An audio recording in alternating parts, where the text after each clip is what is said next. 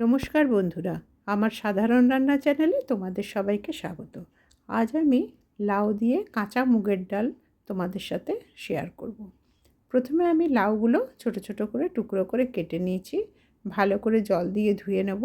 এবারে আমি কড়াইতে তেল দিয়ে, তেল গরম হলে ওর মধ্যে হাফ চামচ গোটা জিরে আর দুটো তেজপাতা টুকরো করে দিয়ে দেব। যখন এই জিরে আর তেজপাতার একটা গন্ধ আসবে, সেই সময় আমি দিয়ে দেবো ওই লাউগুলো দিয়ে এবার এটা খুব ভালো করে ভাজবো। লাউগুলো লাল লাল করে ভাজতে হবে।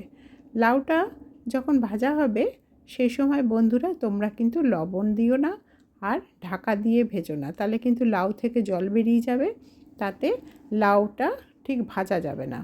এবারে দেখো আমি ঢাকা খুলেই ভালো করে ভেজে নিয়েছি। এর মধ্যে এবার এক এক করে হলুদ গুঁড়ো আর জিরে গুঁড়ো আর দেব আদা বাটা। এছাড়া আর কিছুই লাগবে না, এই তিনটে জিনিসেই খুব সুন্দর টেস্ট হয়। এবার লাউটা ওই মশলার সাথে আবার আমি ভালো করে ভেজে নেব।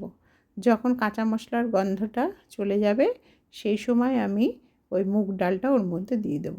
মুগ ডালটা আমি আগেই ধুয়ে রেখেছিলাম, এবার সেই মুগ ডালটা আমি ওর মধ্যে দিয়ে দেব।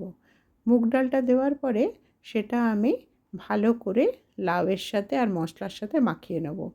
এটা কিন্তু কাঁচা মুগের ডাল, এটা কিন্তু ভাজা হবে না।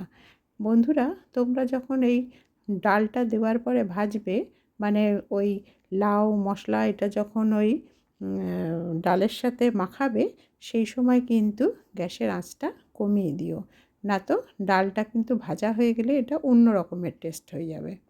এটা গরমকালে খুবই ভালো লাগে কাঁচা মুগের ডাল। আর তোমরা ভাজা মুগের ডাল দিয়েও লাউ করতে পারো, কিন্তু কাঁচা মুগের ডালটা গরমকালে খাওয়াটা পেটের পক্ষেও খুবই ভালো। এবার আমি যখন সব কিছু মিলে গেল সেই সময় আমি দিয়ে দিলাম জল।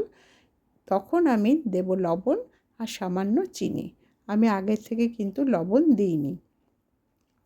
এরপর আমি তোমরা নিজেদের ঝাল কতটা খাবে সেই অনুযায়ী কাঁচা লঙ্কা দিও। আমি এখানে 4টে কাঁচা লঙ্কা টুকরো করে দিয়ে দিলাম। এরপর এটা ঢাকা দিয়ে দেবো। এই ঢাকা খুলে মাঝে মাঝে নাড়িয়েছি, কিন্তু 20 মিনিট পর যখন ঢাকা খুললাম তখন দেখলাম যে সব সেদ্ধ হয়ে গেছে।